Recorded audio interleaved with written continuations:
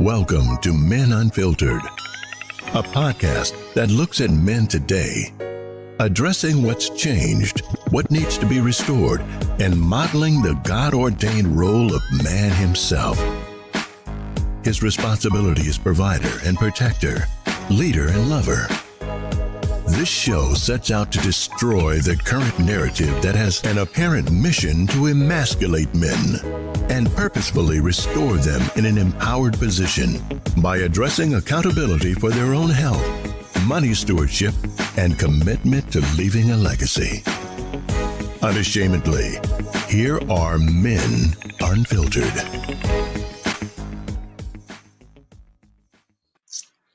Good evening. This is another Monday edition of Men Unfiltered. I'm the real GM, the Health Evangelist Grayson Marshall Jr. And my partners in this podcast endeavor on a regular is number one up at the top, Chris Allen on the grind, coach. What's going on, everybody? Feels good to be back on the show. Let's get it.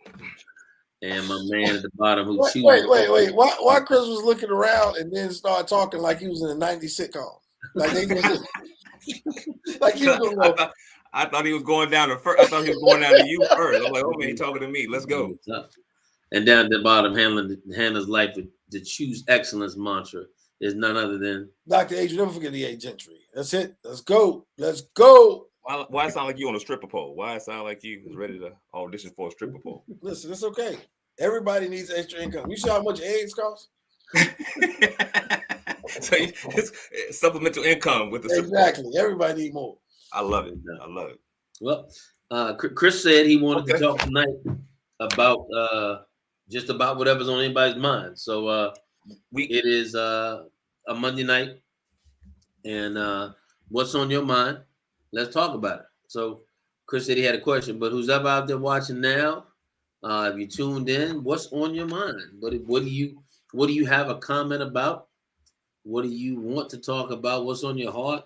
What do you feel like getting some opinion on or some feedback on? So whoever you are, whatever you are, what do you want to talk about? Well, I think Chris started off. Chris had one of his inbox. Yeah. Minute, right? So it's amazing how folk will hit you up in your inbox, but they don't want to put it on the actual broadcast itself. And so there's a couple questions that was posed to me. Number one, a young lady said that they were in a marriage. They were in the marriage. Been in the marriage about 10 years now. And the husband was in a car accident that he nearly lost his life. And so we're going a little deep. So he nearly lost his life. So now he is needing full-time care. So she doesn't want to leave. But is she going to be wrong if she has her needs to be met? That was the question that she felt. So she's torn. Leave or just get her needs met? That was the question. Is she asking if it's okay? Is she asking? Yeah, from a man's perspective. I told her the same thing. I said, I guess you can go two different directions, the spiritual and then natural. But those vows get you every time. I told her, I said, yeah, according to the scripture, it says that through sickness and in health. I guess my question would always be, how long has this been? Let's start there, right? Like, how long have you been not getting your needs met for your brain to automatically go towards? So she did tell me that it was 2 years ago. So he's been in this state for 2 years now. So is he working towards getting better? What's going on? There's no better. There is no getting better. You can't use it. He's gonna need full-time assistance. Wow. 24/7. Is he incapacitated? Is he he's quadriplegic? Yeah. Okay. No. I mean, I think that everything withstanding requires some conversation and communication. Right. Sure. I think they need to really talk about what that is. I don't believe that he, as a husband and a loving man, would selfishly say, no, you can't because you're married to me. I said the same thing. But I do believe that there has to be some true communication in what that looks like, and what that really involves. I think it would be hard for any man to be in that situation knowing that he can't provide those needs for her to be met, and then knowingly know that she's going out and having that done would further lead him into, to me, a state of, I can't, there's something I'm not doing that I feel less. I've already feel less than a man. Right. But now this is really in my face, and I totally feel less than a man. I think there would be some true mental and psychological things that would have to be really at peace, and he'd have to be a strong dude. I mean, let's keep it 100. He'd have to be real strong to be able to do that. And I'm not so sure that the venture out on her part would sustain her love for him. You know what I mean? I think that's what you run into there. I think that the minute you do that, the missing piece of what she needs is going to attract her to that new person on a regular basis. So what he's actually giving, what he's actually allowing or making permissible is fuel for her to really become emotionally attached to somewhere else and ultimately leave anyway. Right, and step out. Correct. Mm-hmm. Yeah, I believe the same thing. I think it's a hard position to be in. Period. Right. As like your man Harrison said. He says those vows get in the way every time. I think that's a strong thing that most people don't even think about now. Those vows. You said greater. Sickness and health is one of those things that you're supposed to stick through regardless. And the sexual part of it, I think there's a need there, but where are you with your vows? How do you honor them? Like, do you think that's something that's truly real, or just you say the words? Yeah, and I think today, Doc, it's easier than ever to walk away, and people walk away for less. People walk away for, people actually that are fully complete and able to do stuff walk away. So I think, good evening, Unique. I think that adding those type of circumstances to it, in this time and day we live in now, 50 years ago, 60 years ago, I don't think it would have been a question. Not even a question. It's not even so good. I think they wouldn't even thought about it. No. I got to take care of him. This is what I do, and here's how I do that. And literally, would have put that urge or desire on the back shelf. It wouldn't have mattered anymore 50, 60 years ago. But I think now, with the new narratives in the world and the new mindsets and what's allowable and permissible now. I mean, you're talking about a world now who is embracing polygamy, and multiple partners anyway. So to have that be, something that would fall in line with the new way people are having relationships anyway, or at least open to having relationships now. So it's totally different now. Right. Yeah, I'm in agreement with you guys. And I think for me, I don't know as a man if you're going to be able to share that information with him and have him be okay with it without it affecting his psyche. Well, and he's already in a state mentally, emotionally, spiritually. I can't even imagine where he's at mentally, physically, emotionally, spiritually. And that's what I was saying as well. And so, yes, I think we're all in agreement on that one. Yeah. So let's take the other side. Sure. If it was you and it was your wife that came into a place where her ability to satisfy you was taken away and she couldn't do it, how many men would be able to stand in there and do that to the fullest capacity? I mean, we talk about it the other way. I think, but I don't know. And I've thought about that before. Like, I've literally thought about that. And I think for me, marriage is real. It's a real thing, right? It's not something that I'm gonna do just to appease someone. I'm not going to do it just to see if it works out. Sure. You in. I'm in it, right? So when I do get married again, that's my wife. That's who I chose to be my wife for the rest of my life. And I have to stay in that position. I have to be in that position, right? Unfortunately, you don't want to have sex for the rest of God. That's a long time. But the reality is, if I chose my wife, I'm gonna stick by that vow that I did give.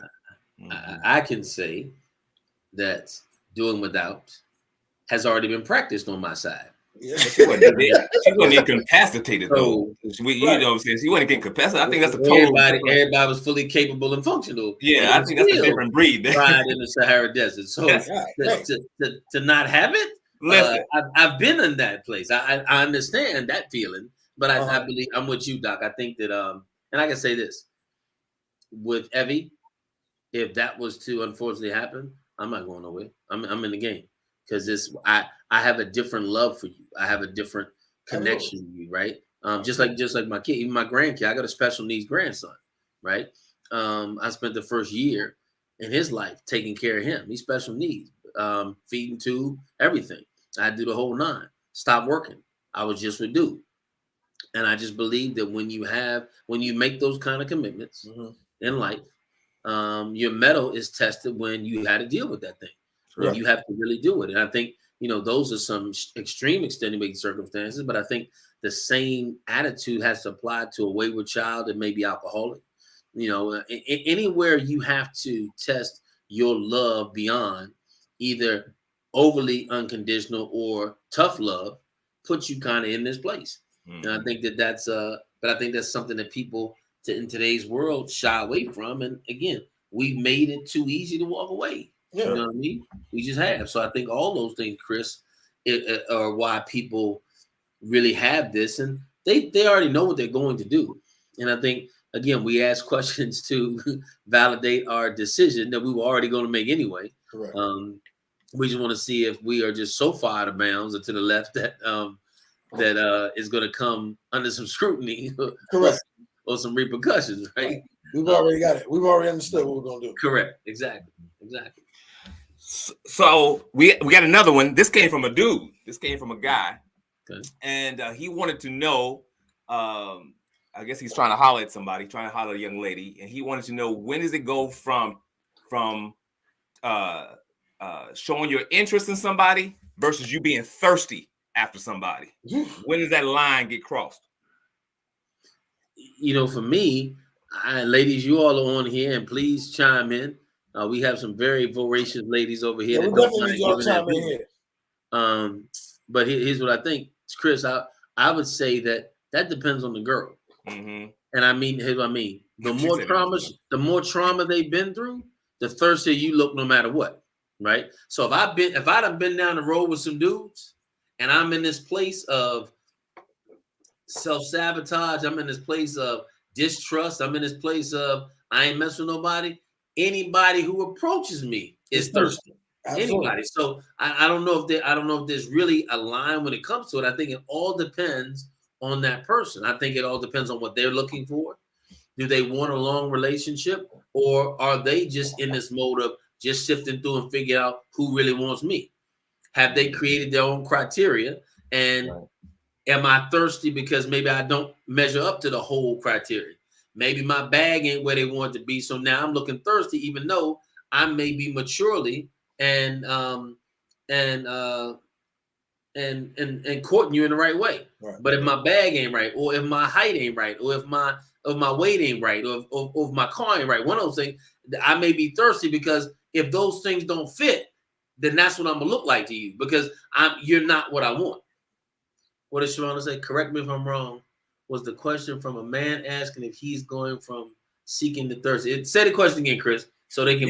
Yeah. So he's trying to date somebody, but he wanted to know, when does it cross the line between I'm interested in you as opposed to I'm just being thirsty at this point? For me, it's completely different, right? I'm not the chase type, right? I'm not going to chase you. It's not going to happen. So that thirst is never going to be real over here. It's never going to be real. I'm always at the level of I'm always at the level of the person's interest. Mm-hmm.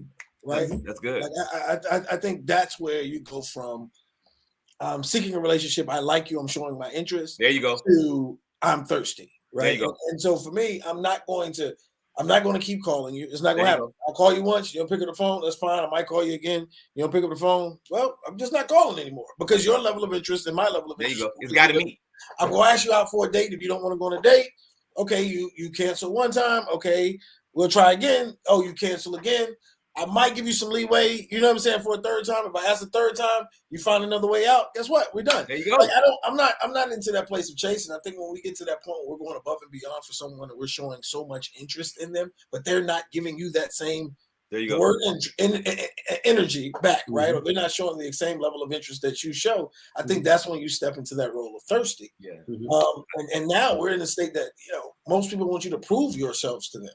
Right. Like a lot of females, a lot of males want you to prove themselves. I'm not in a proving mode either, right? So you don't have to worry about me chasing you. That's not going to happen.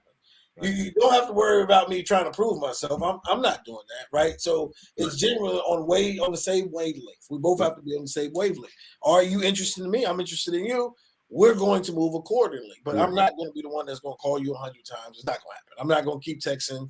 It's not going to happen. Like if your interest level isn't the same as mine, you can pretty much move on. I think you can measure it based off of that. If their interest level is not as great as your interest level, if they're not showing you that same type of interest, it's time to step on. You look thirsty when you keep texting. You've been on red. You've been on unread, and you got like 4 or 5 messages. I think these women will agree when they get those. Good morning, beautiful. You know what I'm saying? 3 days later, nobody answered the tweet. Hey, good morning, beautiful. Like, God, hey, bro, you got 8 years. Yeah. You got 8 years of saying good morning, beautiful, and she ain't answer back, and you still saying good morning, beautiful. Right. Nah, bro, you probably get like 2 texts out of me if you don't call me back. I'm in agreement. I think once you have communicated your desires and what your intent is, once you've communicated that, if it's not reciprocated or returned back to you after that, you thirsty at that point. I hate the feeling of feeling though as though I'm thirsty, right? Like I hate to feel that I might feel thirsty. I'm calling. I called you too many times. I don't even like that feeling. It just feels disgusting. I asked you out multiple times and you said no multiple times. And you said no. And you said, especially the part of saying no. No, you canceled or whatever it may be. At that point, I feel like I'm good. Once you say no, you're good. Yeah, I'm good. Once you say no. So let me pose this. Let's say that you are getting to know the girl but haven't asked her out yet, right? So you all are just having conversation back and forth, right? You haven't asked her out. Okay. What would that look like as far as thirsty? If you all are both exchanging conversation, you haven't asked her out, but the activity looks like, hey, I'm interested in you, and she kind of interested in you. Is that if you haven't asked her out because she really hasn't turned you down? Yeah, right? no, I mean the game. We're still playing tennis at that point. We still lobbing the ball back and forth. You know what I'm saying? I think at some point one of y'all gonna quit playing games. We're communicating. Yeah. Right. We're just showing a level of interest in getting to know each other. I think that's reasonable. I think when it becomes one-sided, sure, that's when thirst is abound. When one-sidedness is happening and the other sidedness is not, I'm making time for you, you're not making time for me. I'm calling you, you're not calling me. I'm texting you all the time, you're not texting me. I think that at that point you're thirsty. Yeah. If you lob the ball to her and she take the ball and throw it out the rink, out the court, don't go get that ball back and try to give it to her again. You showing thirst at that point. All right, so Shavana says, when does it go from a man's perspective, being interested to being thirsty? My answer, it starts in his mind and what he thinks of himself. When we don't know who we are, both men and women, we seek our validation in others. Is that really thirst though in his mind? What do you think? I think that I like the part that says we seek our validation in others. I don't know if that equates to thirst, but I do know that many times when people are, and one of the tactics that men use or women use is what? Play hard to get, because they'll chase you harder. I think that's a tactic that people have used all the time. I don't know if it's necessarily validation, but I do know we as humans are programmed. If we want something and we can't get it, that we'll fight harder to actually get that thing. Now, I don't think that's thirst. I think thirst, if I'm thinking of thirst, the way I think of it, I'm thinking of a brother that want you, but you don't want him. Well, he wants sex. That's what I thought. Thirst was always the sex for me. Like, oh, so you equate thirsty as being for the sexual game? I think thirsty being sex, thirsty being that urge. I want this person so bad. Like I equate that to just I almost lust to me. It's almost, I don't know. I thought thirst was a dude trying to ask a girl out. She not giving him no play, but he keep trying to ask her out, and she's still not giving him no play. I thought that was thirsty. I think it's still a lust for attention, a lust for sex. That's how I've always looked at it. So you're equating it all together then. Ladies that are watching right now, give us your definition of thirsty. Give us your definition of thirsty.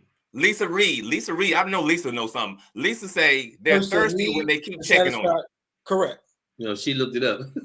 She looked at the Urban Dictionary. That's the Urban Dictionary. A need to satisfy a fleshly desire. That's the Urban Dictionary version right there.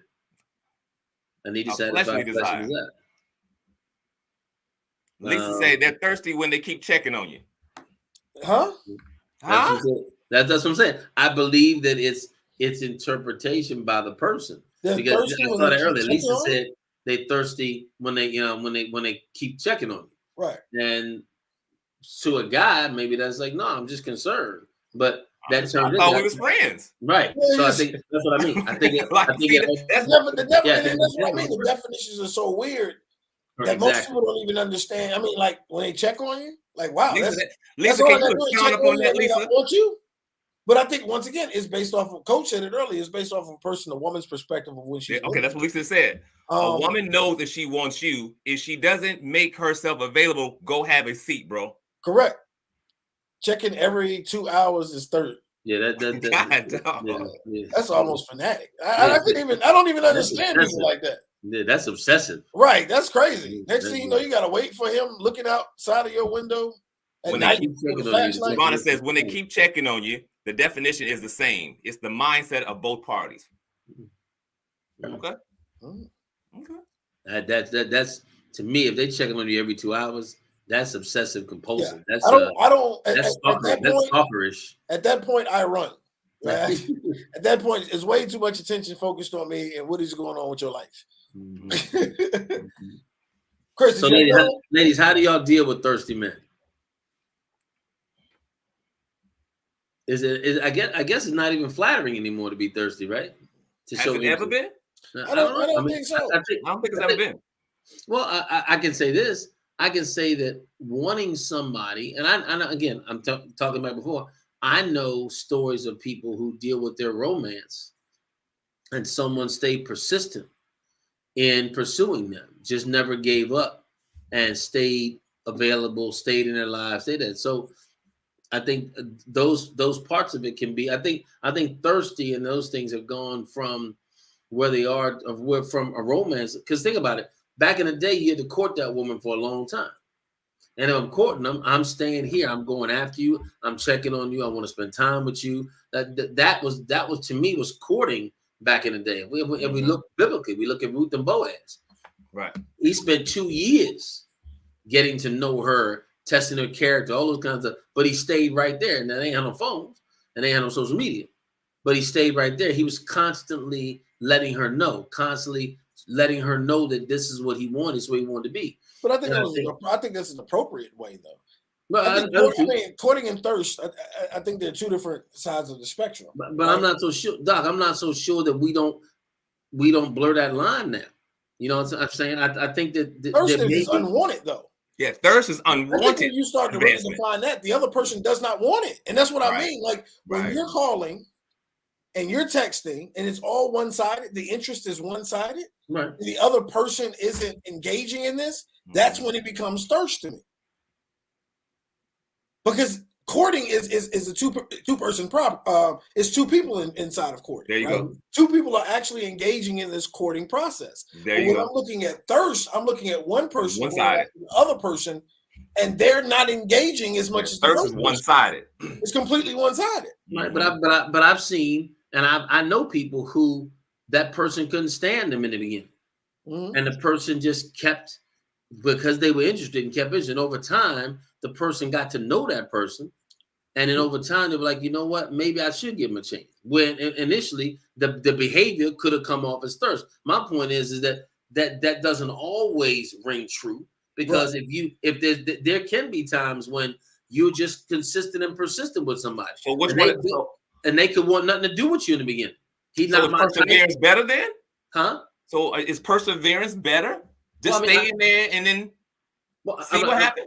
No, I don't know if it's better. What I'm saying is that somebody's perseverance would be considered thirsty, right? So when you look at that fairy tale thinking gets men in trouble. Absolutely. Straining the waters and everything else. And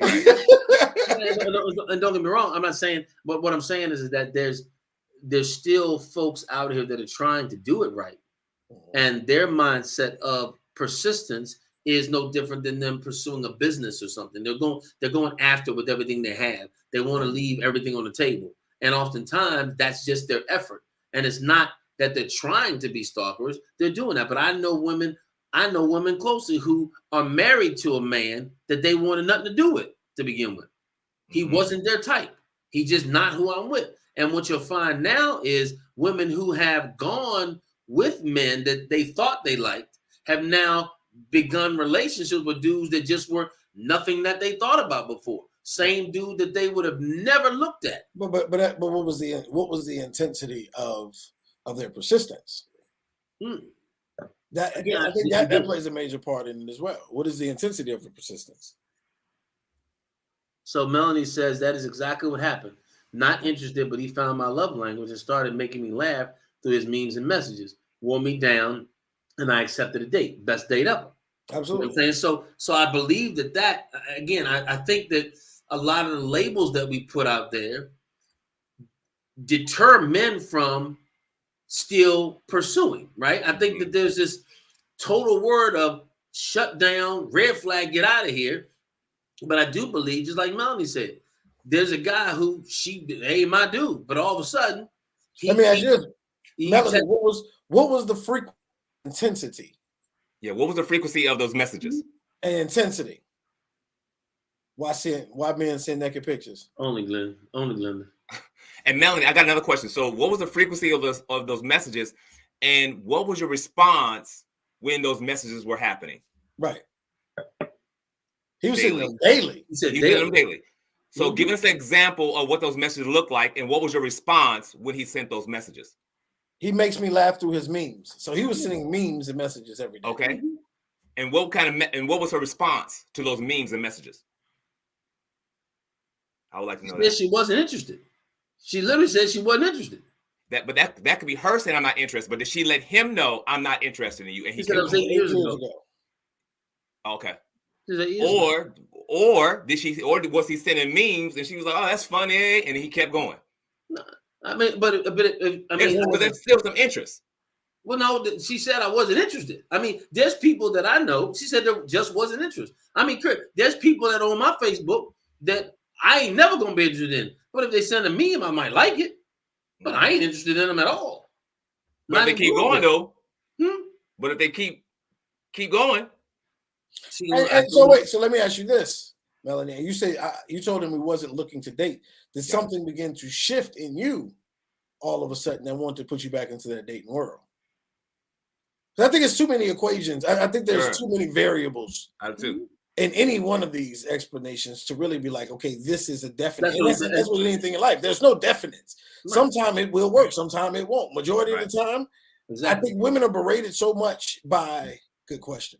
I think women are berated. I mean, I think women receive so many messages daily from different men that it's almost frustrating. And I hear a lot of women say that wearing someone down is still thirsty behavior. At times it pays off, but that's exactly. That's an exception to the rule.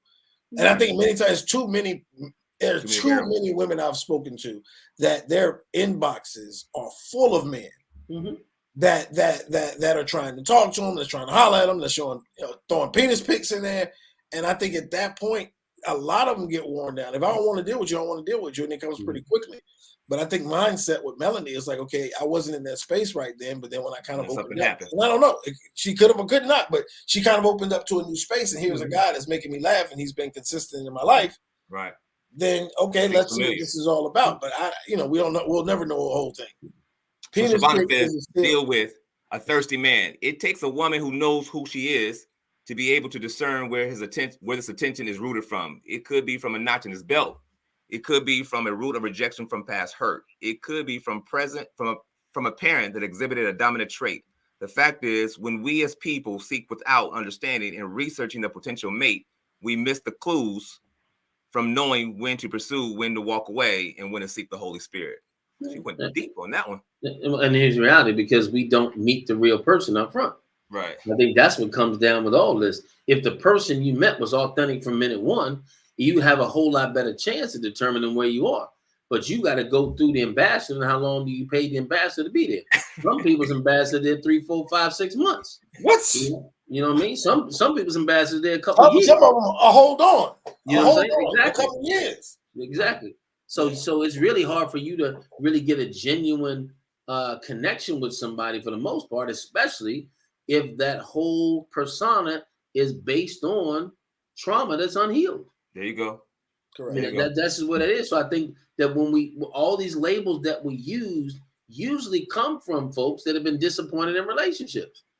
When we start talking about thirsty and those kinds of things, and we label them, it's because we're still in a space of finding out who we are and what we wanted. She said, we waited for how long? In 2 months. Now 8 years later. Why are we still dating after 8 years? What's going on with that? I think Ruth was when Boaz quoted her, wasn't it a couple of years? Well, Ruth, no. Boaz courted her, but Boaz went out and got information about Ruth well before even stepping to Ruth. Correct. He went out and he did the investigation on Ruth before he stepped to Ruth. When he stepped to Ruth, Correct. It did not take long. It never really gave a time frame from the time they met to the time they married. But he did do his research prior to ever stepping to Ruth. And he found out about her character. Correct. That's what he was all about. Right. It was all about character. Like they never talked about, I don't think anywhere in the Bible they talked about dating. What they did talk about is character of human beings and what they should be. So when you look at Ruth was faithful, right? Ruth was loyal. Ruth had a heart to serve people. So it was amazing him going out to find out about her before she ever walked into that, before he ever stepped to her. There you go. Said, hey, this is what I want to do. Mm-hmm. What's the next? You got another, Chris? I don't have another one. All right, I got one.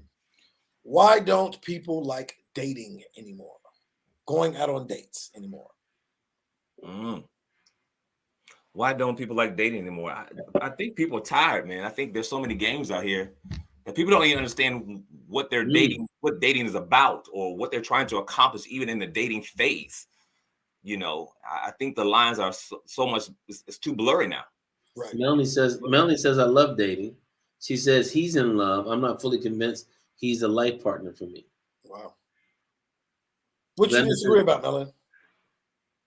Glenda said dating is too much work. Melanie says why. Dating is too much work. We on the same page. Let me help you out real quick, right? Got out this relationship. Let me get you through this thing real quick, right? Got out this relationship. Decided to get on these little apps. First of all, got off the apps real fast.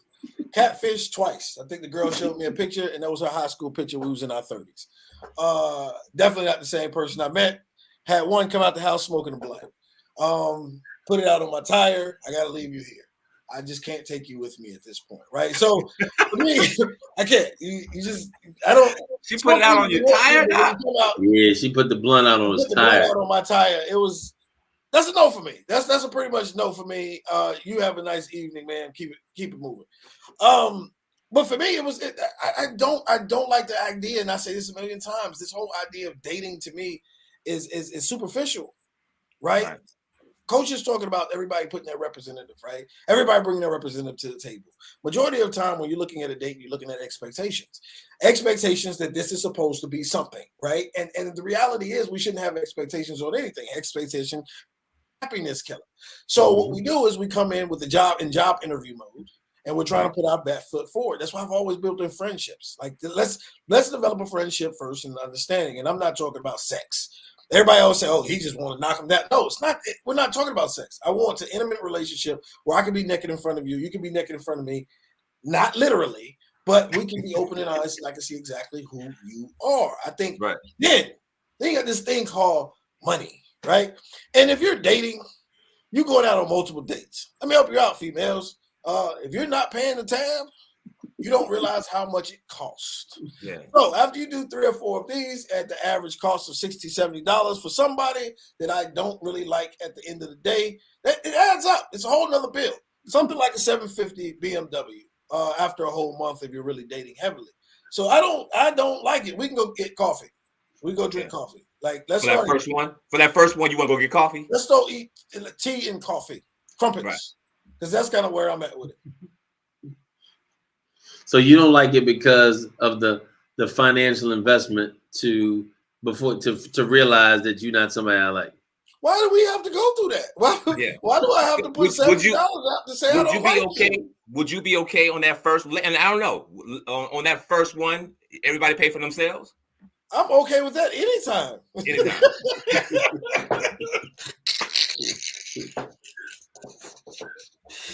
Melanie says feel like that. Melanie says don't spend any money. The best dates don't cost anything. Right, but I think that I'm 100%. I've said this, Coach. Coach knows I've been saying this thing since 6. I got a relationship 6 years with one woman 6 years ago, and I always said I'm looking for my best friend. Mm-hmm. Right, I don't need anything less than that. My best friend. Mm-hmm. And I think majority of people are looking for a relationship, and they're trying to beat this clock. They're trying to do it because of their age. They have this time frame in their mind that they have to get it done. And the reality is, if you're not with your best friend, what are you doing? So you're rushing into a relationship, really not understanding the emotional makeup of the person you're with. Are they caring? Do they serve you? Because you have this time clock that's going on. And both of you, I hate to say it, a lot of people aren't honest in the beginning anyway. So you said a couple things you don't necessarily mean or believe in, because you wanted to be accepted and you wanted this person to be in your life. Yeah. They've probably said some things they really didn't believe because they're searching for acceptance at the beginning of the relationship too, because y'all are both in interview mode. Yeah. So as soon as you get in this interview mode, y'all get into a relationship, you start realizing some of the stuff she said was a lie, some of the stuff he said was a lie. Why can't you be with your best friend? If I can't see you in your up season, I can't see you in your down season when you're frustrated. How do you react when you're angry? How do you treat people you think you don't need? Can you take criticism? If you can't, I need to know these things. And the only way you're going to do that is by building a friendship first. So once you develop that friendship, then guess what? You have a friend there. And you'll give your friend more grace than you'll ever give a man or a woman, because we've been taught that way. We've been taught based off of the things we've went through. That's how we measure our relationships with friends. Right. All the things that we went through, that's how we measure it. In our relationships, we measure it based off of how we feel. Right. So I'll give my friend grace. We'll cuss each other out today, and by tomorrow, we cool. We're good. In a relationship, y'all yell, y'all scream, y'all fuss, y'all argue. You're going to walk away for 3, 4, 5 days. You pissed off. He hurt your feelings. She hurt your feelings. And you're angry, and you're not giving him the same grace. So you have to be in that relationship with a friend to be even able to walk with this person through all the hard times, because that's what you've been taught to do anyway. I think the words have been redefined, and it causes a problem. I think that dating to most men is, I got to take you out to do something, right? That's only what men are. Now, all these ladies have said the best ones are the ones you don't spend money on. Yeah, and I agree. But I think that for a lot of men, the lack of creativity at times is a challenge, because what do I do? And I think the underlying narrative of what I need to bring to the table for her to like me sits in the decision that you make. There you go. I want to make the best impression, right? Because usually this is part of the prerequisite. So if I come across and say, hey, I'd like to take you out, let's go sit by the river and just watch the water. I don't think men feel like that's going to be received in the right way. Or, there you go. I didn't believe that. So I think and again, I think it has to do with the distortion of what we see in media and what we see on those things. I just believe that men feel like in order to win space with women, especially in today's world, I've got to show them that I have something with me. I got to be able to provide something, a lifestyle. I ain't even reading that. Glenda's stupid. You know what I'm saying? So I think, Doc, I think that's what creates more to this. Somebody said dating is exhausting. To me, it's a long time because I was putting too much pressure on myself. And I think a lot of people do that. And that's what I'm saying. I think men like, what do I, how do I take this person out? If I really like them, what do I need to, that we feel like there's this requirement of what I need to show if I really like this person, right? And the thing about it is, you cannot, and Coach talks about this all the time, you're trying to put time frames on things. Yeah. Right? You can't put time frame on organic.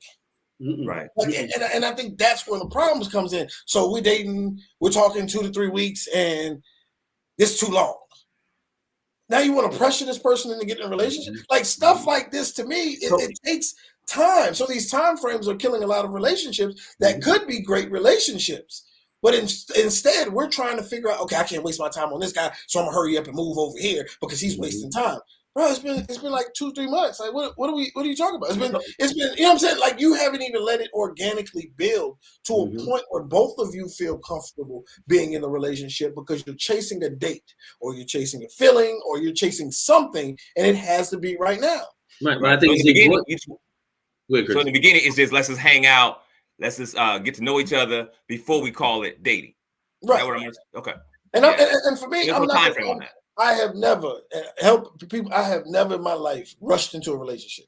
Right. I haven't. Ever? Well, that's a lie. It's a lie. I was gonna say a lie.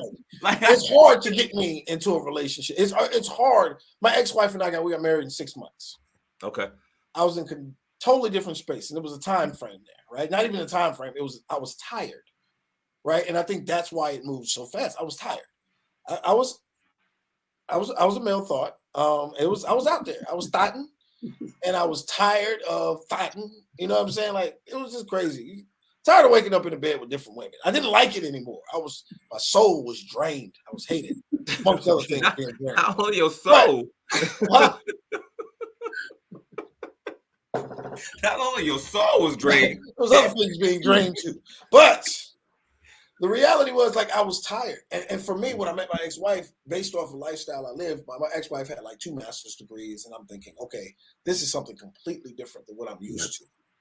And I moved forward and I got married, right? But to get into a relationship for me, it takes time because I'm never going to use those 3 words, I love you, in case I mean it.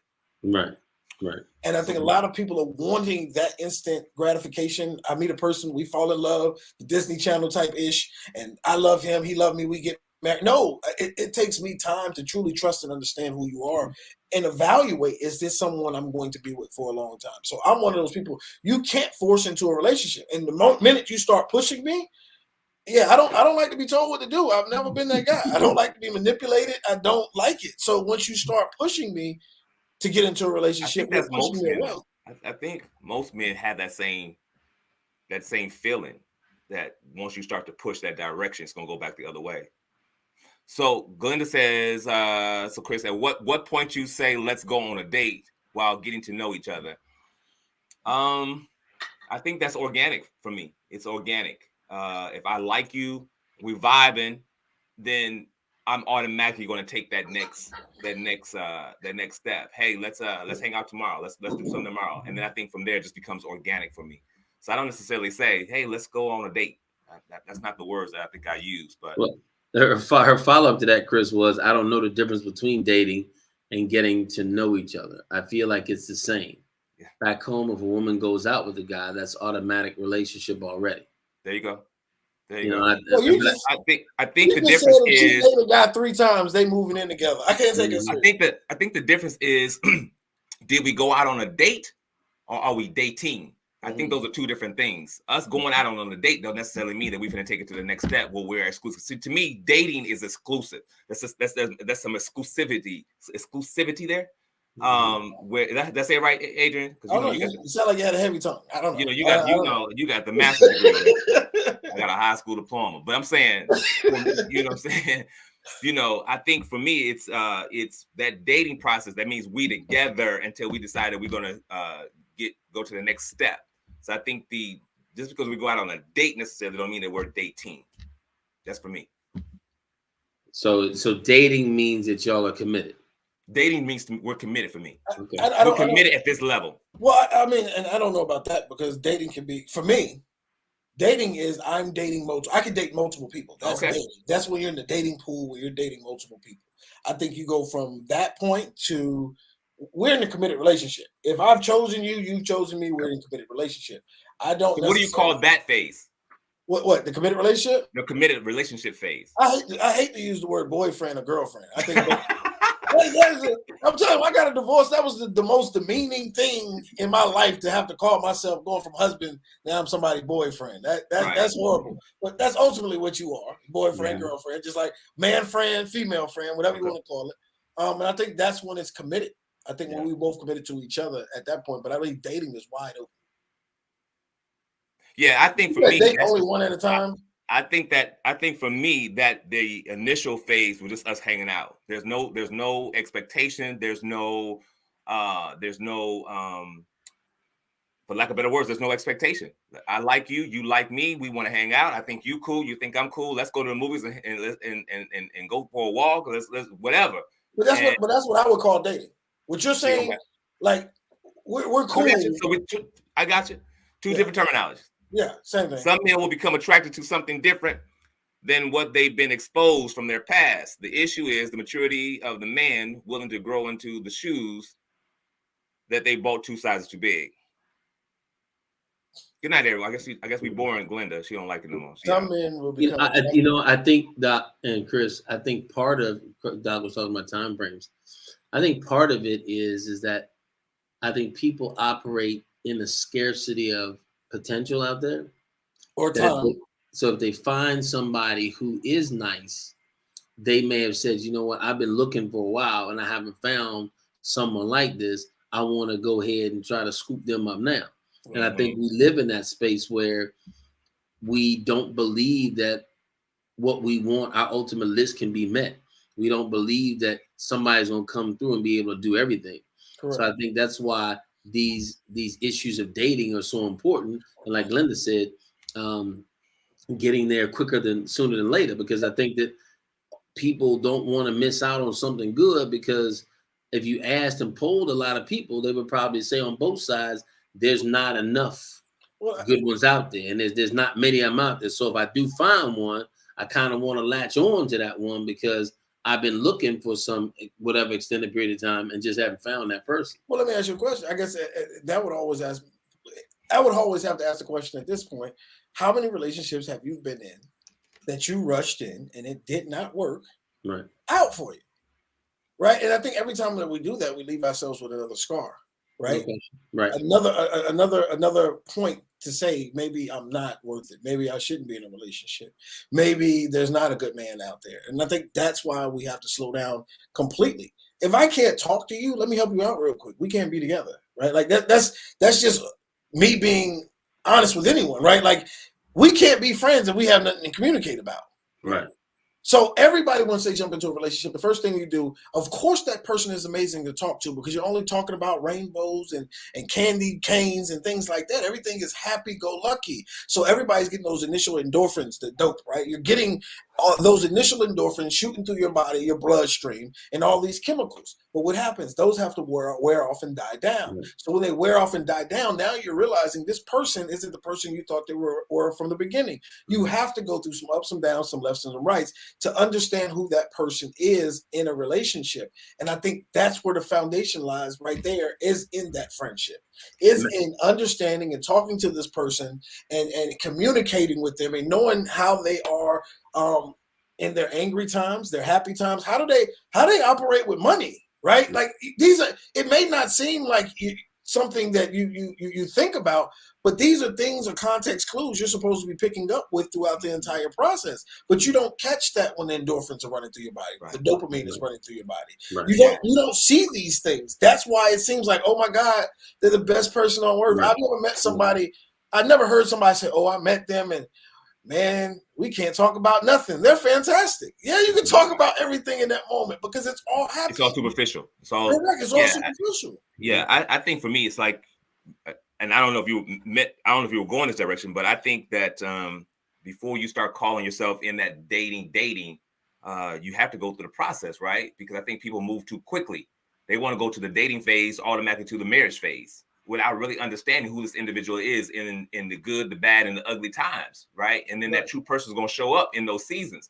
Well, if you rush the process and now you're already married, you know what I'm saying? Now you got a whole other issue because now it's a matter of, do we get divorced? Well, now if you don't believe in divorce, now you stay in this marriage that's unhealthy for you and neither one of y'all can communicate and have a happy, successful relationship. So take it slow. Before you start talking about we're going to get married, you better make sure you go through that process and vet this individual like Lisa talked about earlier. Make sure you vet that individual to make sure that you guys are even compatible, even to take it to that next step. So, and Melanie asked if we could reach out after the show. I have relationship questions slightly off topic. Melanie, is it so off topic you can't share it here? Because tonight was just what's on your mind. Let's talk about it. So we don't really have a topic tonight. So if you're okay with sharing it right now, do so, because I'd love to be able to table it with everybody. If not, I get it. But there was no real topic for tonight. It was what's on your mind. Let's talk about it. So since that's on your mind, if you feel comfortable with sharing, I think that the forum would be a good place to get everybody's commentary. Yeah. Shavana says, it's not that it can't be met, it's that we have not reached the maturity to handle the responsibility of cultivating the relationship to what you envision. It's a journey. Most people take the next exit when there is a traffic jam instead of staying on course. I don't know about how long you stay on course. Who? If you're in a relationship and the relationship is not going the direction, are you cultivating the relationship that you envisioned, or at some point do you be like, this ain't the relationship that I envisioned at all? Where's your exit at? I want a man's opinion. To me, go ahead and share it, Melanie. I don't know. I think for me, and one of the things I've always said is time to exit the relationship, and I've said this on other shows, is my mental health affected? Mm-hmm. Am I starting to doubt myself? Am I losing confidence in what's going on? Am I having to constantly question the relationship? I think that's where I think it's exit time. Right. How long do you cultivate before you make a decision to exit? I think that's where, like, there are clear signs and directions, right? Like, even if you're driving down the road, there's clear signs that tell you when the next highway is. There's clear signs that tell you when it's time to get off. And I think many times if I'm dating towards marriage and this person continues to fight this idea of marriage, well, it's time to get off. Right. If I'm still saying I want to be committed, or I've had this discussion with you and you keep pushing it off and pushing it off and pushing it off and pushing it off, there's a clear sign that it's time to get off. Right. I believe so much in actions and patterns of individuals. It's crazy. Right. Because once I've finally seen that this pattern is what this pattern is, and there's nothing I can do about it, it's time to get off. And I think so many people are waiting for that pattern to change or that belief system to change. I was talking to a friend of mine recently, and I had to get kind of honest with her. You know what I'm saying? Like, she was talking about being in this relationship when she was talking about being in this relationship, and the dude she was in a relationship with, she'd been in a relationship for like 4 years now. He still doesn't want to have kids. And I said, so why are you in this relationship? Because, you know, I feel if we do it, he'll, you know, for long enough, like, we've been together long enough where he could potentially want children. And I'm like, why do you keep expecting this man to change? He keeps telling you he does not want kids, but you're hoping because of your feelings towards him that he'll change his mind. The exit has been there, right? The exit was probably there in the first conversation that y'all had, that this might not be the man you need to go and continue a relationship with. So I believe there's a many times that there's an exit, but I think we have to look at the sign and say, okay, it's time for us. I think sometimes we just stay in a relationship way too long. Coach has done it. I've done it. I've done it. Chris has done it. Like, I think everybody on here has been in a relationship they knew was gone a year ago. Like, you know what I'm saying? You've been in it 5 years. It was gone a year or two ago, but you kept hoping for something to shift. So she says that, so I know there's a couple things that we missed. Lisa talked about it. Lisa talks about you need to see them in the times of when you disappoint them or do something they don't like. Okay. I want a man's opinion. That's Melanie. How long do you cultivate the relationship before your decision to exit? We got it. Exit time. Shavana says this again at the bottom. She says you have a GPS, you have a destination. You either go to a wedding, you can go to a family reunion, a childbirth, etc. You put in the ordinance, the word detours, traffic accidents, etc. You can get off, but you stop your destination. But do you stop your destination? I know you just take a detour, right? No, but I don't know if that's in the same. Because sometimes you have to. I believe that sometimes you have a particular destination that you're going to, but that doesn't necessarily mean you're going to that destination with that particular person in the vehicle. Sometimes you have to stop the vehicle and let people off, so therefore you can get to the destination where you're trying to go to. So Melanie does share. She says, "I've been dating a solid guy, meaning he's down for me. He has shown his ability to get through tough times. He's kind, considerate, thoughtful of my needs. Many great qualities. Most would think he's a lifetime catch. Fantastic family. I love them all. The problem is I'm a cup of overflowing kind of person. He's very negative." So what does that do to you? What does that do to your psyche? What does that do to your thought process by being around a negative person? Does it mess you up, or are you able to deal with it?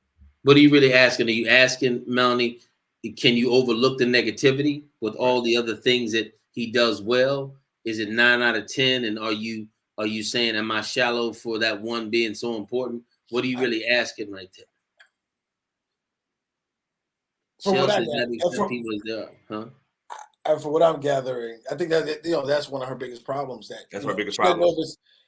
She doesn't know if it's a life mate, because a lifelong partner, because he's negative. And I think for one, that might take counseling. Some people don't even know negative people don't know they're negative.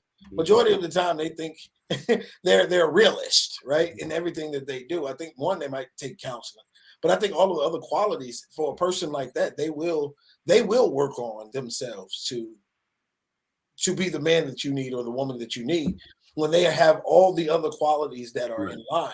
Right. Now, if you were to say, hey, he's negative and you can take off kind, considerate, thoughtful, and all of these things, I'm like, hey, run. You might be involved with narcissists. But in this situation, she says they talk about it often. Yeah. She says so it's not something they don't have a conversation about. But at some level, I guess, Melanie, what you're saying, he just doesn't want to change, or you brought it up to him, he's aware of it and doesn't want to change. Crystal says, I had a friend who had a child with a man who repeatedly said he wanted no kids. In a relationship for 5 to 7 years, had a baby, never got the man. She really thought he changed, but didn't want to leave just in case. She finally understood when the child was 3 and she left. He meant what he said. She got her child, though. Yeah. So what she said is the child necessarily not going to change him. So for that lady who said, I guess that was in reference to your conversation, Adrian. Yeah. He said, got to accept people as they are in the present moment instead of staying for their potential. You may or may not be in alignment at that moment. However, there is effective communication. You can sense either you two growing in the same direction or you two going in separate. Absolutely. 100%. Absolutely. So Melanie said they talk about it daily. He finds something negative, think it's in his DNA. He's aware, but it's where his thoughts go. Well, I mean, again, he's got to want to change that. And LaShonda says he's pouring from an empty cup and she's feeding from overflow. There's no replenishment to get what she needs. So that's real. And I think that no, you're not shallow for looking at everything good and finding this one thing, because this thing is very important to you. Right. And it is a major thing that's important to you. So overlooking something that's important to you, you're asking yourself to compromise. Sure. In a major way at that. Right. Because it's something that you really, it stands out. You see it. Now the question is, and Melanie, you're creating a different situation because it bothers you, but you've been doing this 8 years. Right. So that time, that her clock is ticking, and she feels like how much time has been wasted. Well, not only that, Chris, what you said to him is that, I've been negative this long and you still here. It's right? Okay. So it's okay. So why should I change? I've been with you 8 years and I've been this way. We've talked about it. Right.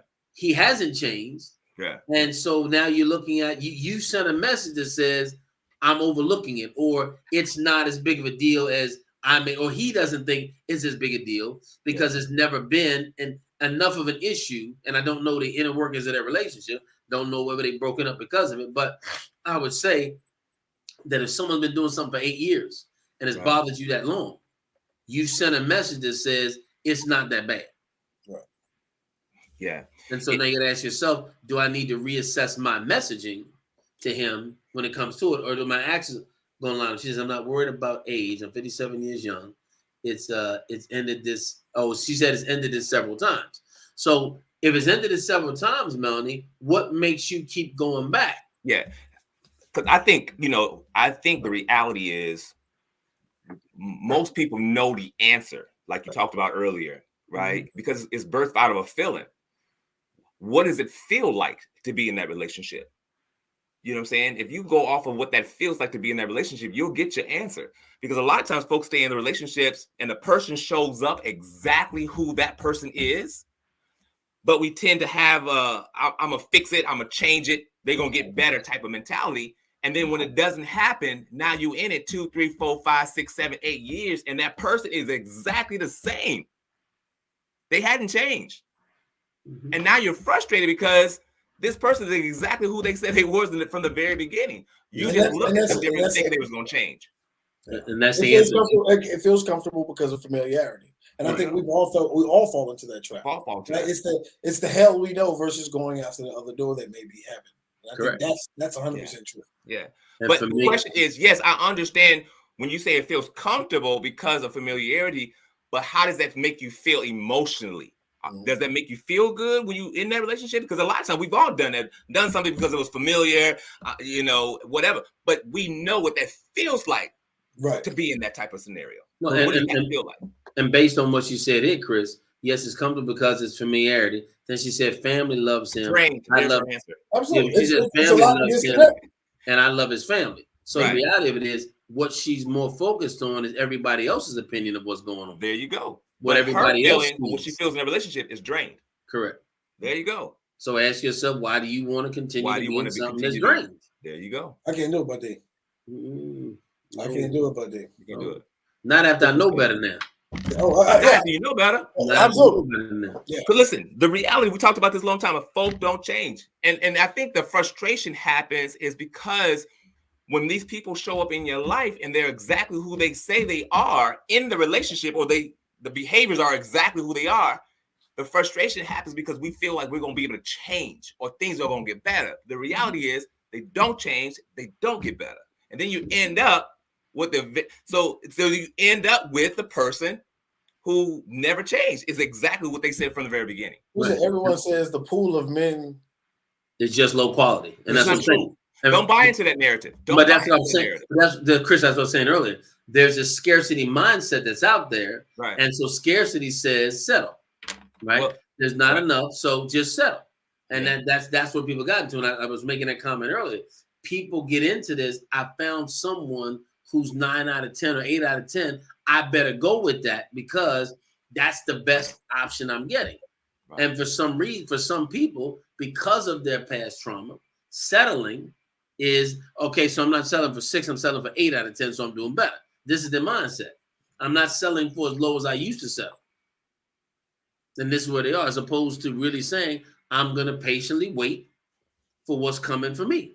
Right. Yeah. And when I always, first, and I do believe at the same token, we all settle. Don't ever believe that. Absolutely. Everybody settles. So these ideas of I got 10 things, 100 things on a list, and I'm gonna get all 100 things. You're not that perfect. Like it's not like you know what I'm saying. You're a 10 out of 10 on everything about you. And I think we need to start to realize that. But I think we need to look at the qualities that we truly need, right, in a relationship. And does this person possess this? Now, positivity is one of those things for me. I cannot be with a person that's negative. I can't do it. You will drain me immediately. As soon as I walk in the house, I can't be with a person that's negative. So that would definitely be something on my list. But Andrea says being comfortable with not being happy in relationships has become normal for so many to avoid being alone. Mm-hmm. I've been there before. Mm-hmm. I don't want to be in that relationship. Yeah. That's not going to and I think we have to understand happiness comes from within, but we have to have two parties in the relationship who both want the same thing. Some people love being miserable, right? Some people love being negative. And we have to get to that mate, that person that wants to live life with us. I think that was the greatest part of the church will elevate life. He said, doing life with. Like, we're doing life together. And I think we have to find those people who are willing to do life with us, right? And on the same emotional plane, on the same mental plane, on the same spiritual plane, heck, on the same physical plane. We have to start looking for people who want to do life with us. Because many times we're finding people, they may look great on paper, but the attitude is negative. So we hold on. Different. Or they look great on paper, but they do have a couple things. They drink too much or they smoke too much or whatever it may be. Right back, fellas. Keep talking, Adrian. Keep talking. Yeah, and we'll accept that. And it's like, no, we have to find somebody on the same plane as us, moving in that direction and on our life's trajectory. Otherwise, you're not going to be fulfilled in that relationship. No. And I think we don't realize that till we get too far in, right? Because we assume that all the other things are going to be enough to overshadow what is missing in it. And once we get too far in, then it's there. She says, I feel like I'm being greedy. Like, is there someone who brings all but positive. I don't think you're being greedy. I think, as Doc said, nobody's going to be 10 out of 10. But I will say this, Doc. I believe there's a 10 for you. There's a 10 for me. It doesn't have to be 10 out of 10. I mean, I believe there's some. I have my 10 right now, right? So, but everything about her is what she's working on, what we're working on together, who we are, and how we're doing this together. But that's my 10 for me. And I think everybody has that person out there that's right. Go ahead and read that, Doc. So I left a 4.5-year relationship because he kept saying we were going to get married. And since I know my worth, I broke up with him in 2020. And now that I learned to love myself and be happy with myself, all of a sudden he texts me asking how I'm doing. LOL. Why are some men like that? I think you have to give us more on that one, because 4.5 years. I'm not saying anybody has to wait. Once again, I'm just talking about the time frame, right? 4.5-year relationship because he kept saying we're going to get married. What made you say that 4.5 years was it and that was my cutoff point? Mm-hmm.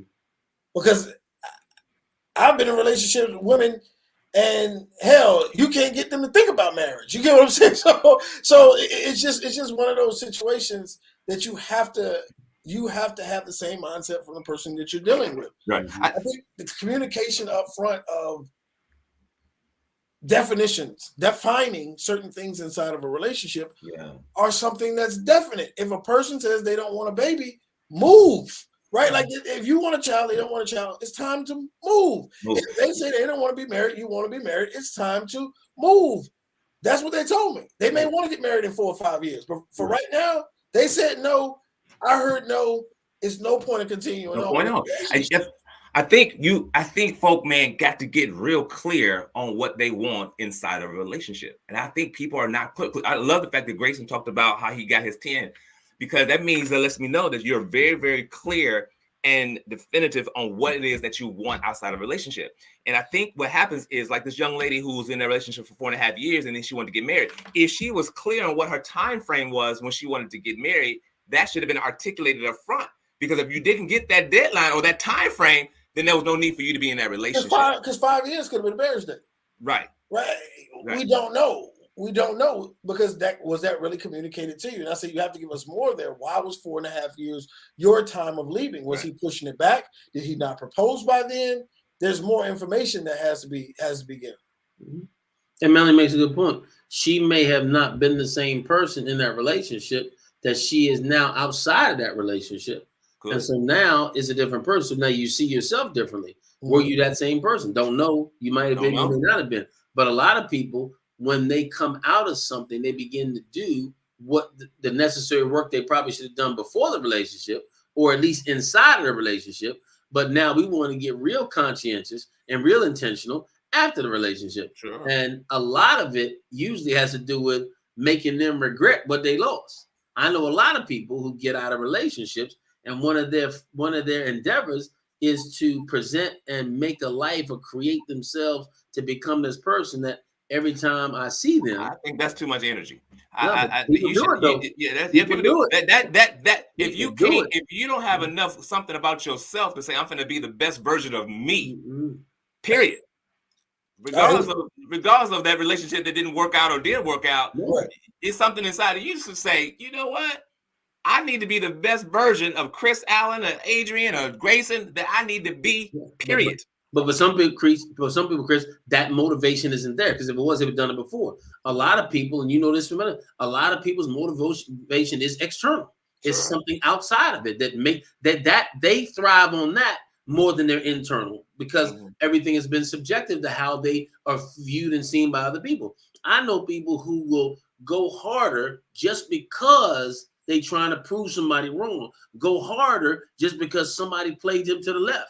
And it had nothing really to do with them, but their whole purpose, even though it should be my internal, is to prove something to that person. It's sad, but that's what some people are in life. I got you. Melanie says, work out, get your body right. Many people become lazy and comfortable. No question. No question. And I think after I got you, that's it. Right. I got you now. I got you now. It's called love handles. That's why you're trying to get your 40 sexy back thing now. My 40? Oh no, I just got lazy. I just let me go.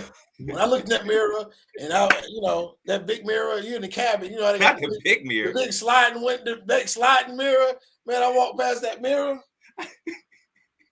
Got out the shower, looked past that mirror. I said, "This nigga like a P. I look like a whole P.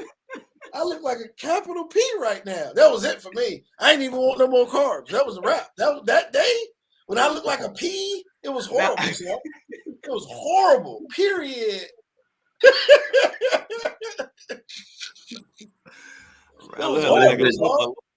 I want to thank everybody for your contributions tonight.